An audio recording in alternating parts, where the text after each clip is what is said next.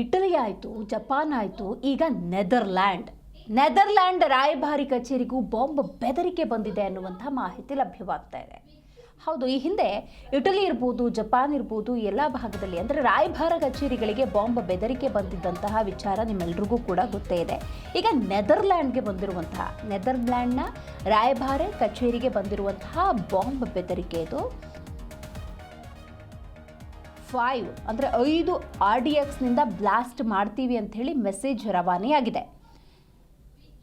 BGL@MINBUZA ಅಂದರೆ minbuza.n ಮತ್ತು BGL-CA@minbuza.nl ಬಂದಿರುವಂತಹ ಮೇಲಿದು.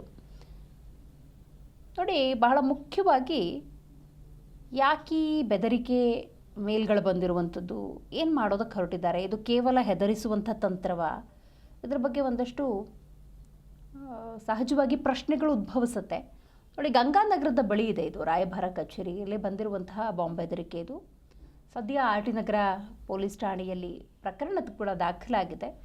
ಬಟ್ ಇಂಥ ಬಾಂಬ್ ಬೆದರಿಕೆ ಮೇಲ್ಗಳನ್ನು ನಿರ್ಲಕ್ಷ್ಯ ಕೂಡ ಮಾಡೋಕ್ಕಾಗಲ್ಲ. ಯಾವ ಸಂದರ್ಭದಲ್ಲಿ ಏನು ಬೇಕಾದರೂ ಆಗಬಹುದು. ಈ ನಿಟ್ಟಿನಲ್ಲಿ ಕಟ್ಟುನಿಟ್ಟಿನ ಕ್ರಮಕ್ಕೂ ಕೂಡ ಇಲಾಖೆ ಮುಂದಾಗತ್ತೆ.